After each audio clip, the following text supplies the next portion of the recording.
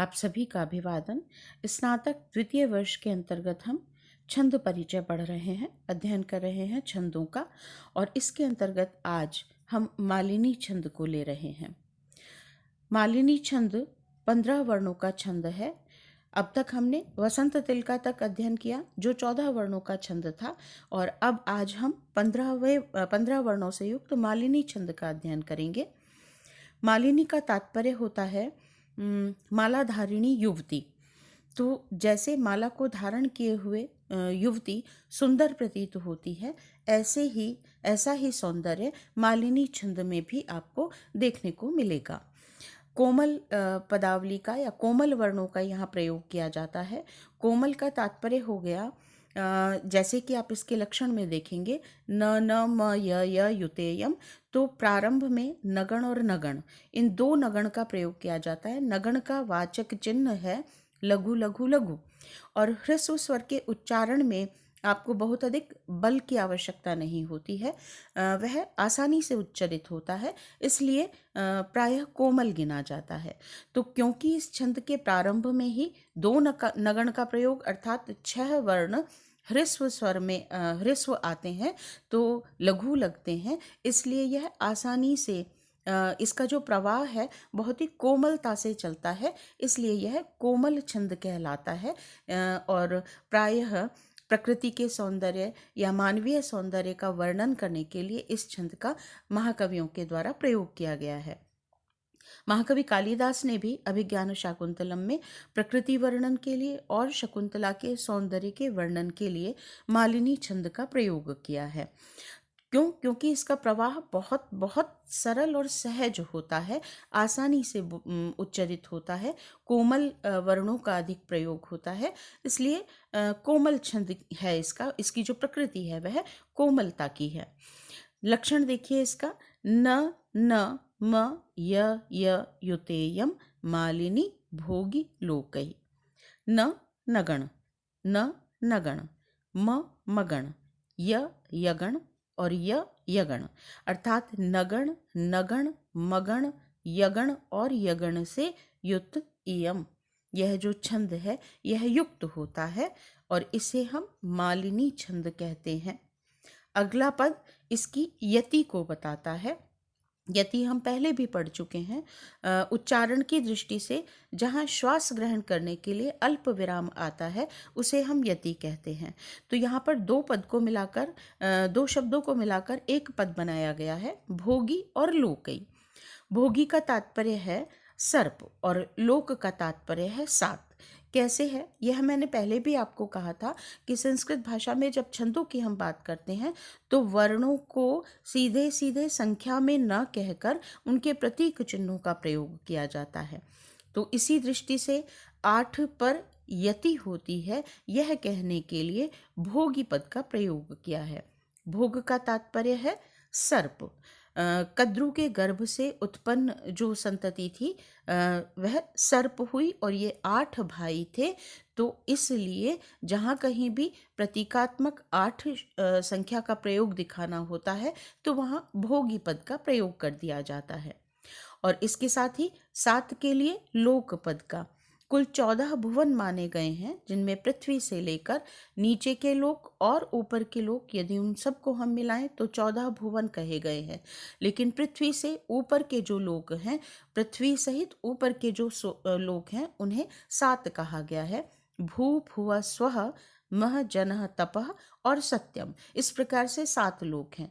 तो लोक का तात्पर्य हो गया 7 और भोगी का तात्पर्य हो गया 8। तो जिस छंद के प्रत्येक चरण में क्रमशः नगण नगण मगण यगण और यगण के क्रम से 15-15 वर्ण होते हैं, वह मालिनी छंद होता है। 5 गणों का प्रयोग है और 3-3 वर्ण प्रत्येक गण के, तो 15 वर्ण हो जाते हैं। और फिर यह 8 और 7 पर इसमें यति होती है। अल्प विराम, पहला अल्प विराम या पहली यति 8 पर आती है। भोगी अर्थात सर्प अर्थात 8 पर यति आती है, और उसके पश्चात चरणांत हो जाता है, वह 7 वर्णों का होता है। तो इसलिए लोकई पद का प्रयोग किया कि दूसरा जो अल्प विराम है वह 7 पर आता है। एक चरण में 2 अल्प विराम है, पहली यति 8 पर और दूसरी चरणांत यति वह 7 पर होती है। कोमल छंद है, ह्रस्व स्वरों का प्रयोग अधिक होता है और यह समवृत्त है क्योंकि इसके प्रत्येक चरण में 15-15 वर्णों का प्रयोग है। अब देखिए लक्षण को हम लक्षण पर घटित करते हैं। न न म य युतेयम। यहाँ पर देखिए न ह्रस्व, न ह्रस्व, म दीर्घ। तो लघु लघु न ह्रस्व, न ह्रस्व और म भी ह्रस्व, तो तीनों पर लघु का चिन्ह अंकित होगा। यह हो गया एक नगण। य यु, ये तीनों ह्रस्व हैं, इसलिए लघु लघु लघु, यह दूसरा नगण हो गया। ते दीर्घ है, गुरु अंकित होगा। यम अनुस्वार युक्त है, इसलिए गुरु होगा। और मा यह दीर्घ वर्ण है, तो यह भी गुरु होगा। तो ये तीन मिलाकर मगण हो जाते हैं। मगण का चिन्ह है मा ता रा, अर्थात तीनों दीर्घ हैं, तो गुरु गुरु और गुरु, यह मगण हुआ। ली ह्रस्व स्वर है, लघु अंकित होगा। नी दीर्घ स्वर है, गुरु होगा। भो दीर्घ स्वर है, इसलिए गुरु होगा। और यगण का चिन्ह है लघु गुरु लघु गुरु गुरु, य मा ता, तो लघु गुरु और गुरु, यह तीन हो गए यगण। और फिर गी, यहाँ भी ह्रस्व है तो लघु होगा। लो यह दीर्घ है, गुरु होगा। कई दीर्घ भी है और विसर्ग युक्त भी है, तो यह भी गुरु होगा। तो लघु गुरु गुरु, यह हो गया यगण। 5 गण हैं और 3-3 वर्णों से युक्त, तो 15 वर्णों का प्रयोग यहाँ पर हो जाता है। तो यह हमने लक्षण को घटित किया और यह हुआ नगण नगण मगण यगण और यगण से युक्त मालिनी छंद।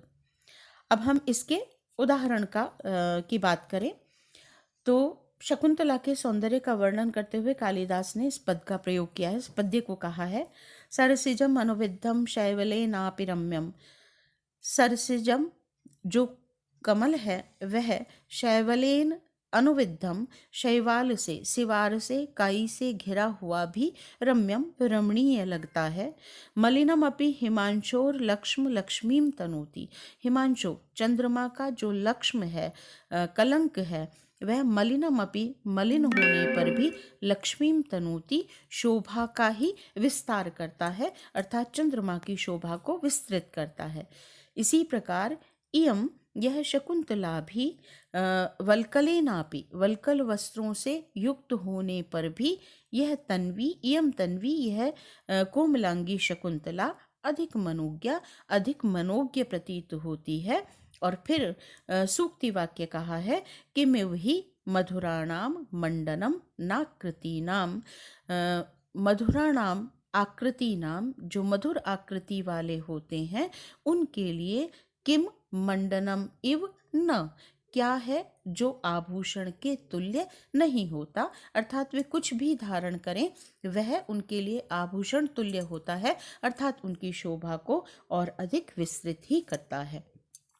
अब हम यहाँ पर चिन्हों को अंकित करेंगे। तो देखिए स ह्रस्व है लघु होगा, र ह्रस्व है लघु होगा, सी ह्रस्व है लघु होगा। ये तीनों हो गए लघु लघु लघु नगण। ज ह्रस्व है लघु होगा, म ह्रस्व है लघु होगा, नु यह भी ह्रस्व है तो लघु होगा। पुनः लघु लघु लघु, यह तीनों नगण हो गए। एक नगण फिर दूसरा नगण।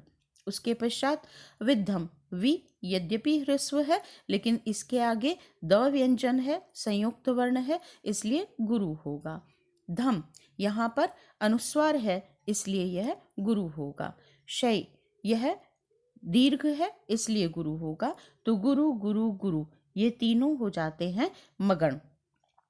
फिर व यह ह्रस्व है लघु होगा, ले दीर्घ है गुरु होगा, ना यह भी दीर्घ है इसलिए गुरु होगा। तो लघु गुरु लघु, यह हो गया यगण।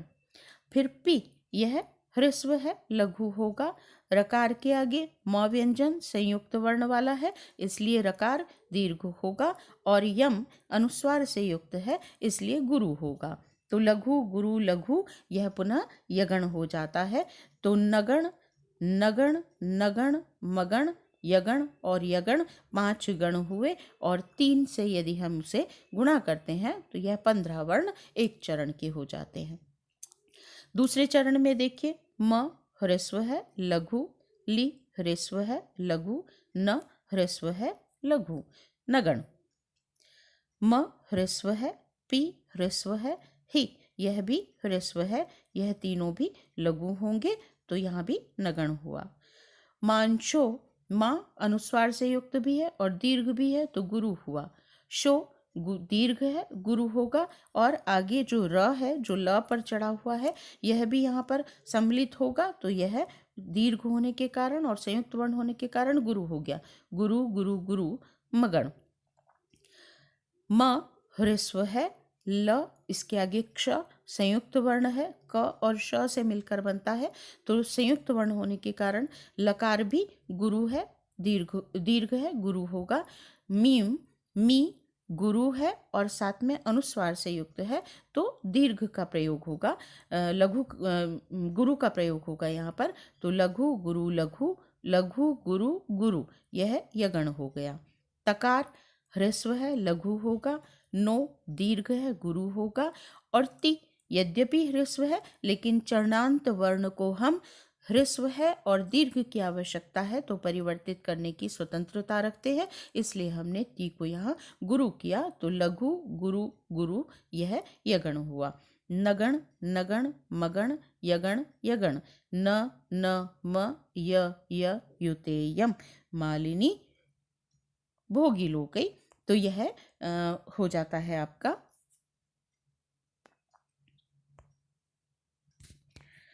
दूसरा चरण, जिसमें भी इसी क्रम से वर्णों का प्रयोग किया गया है।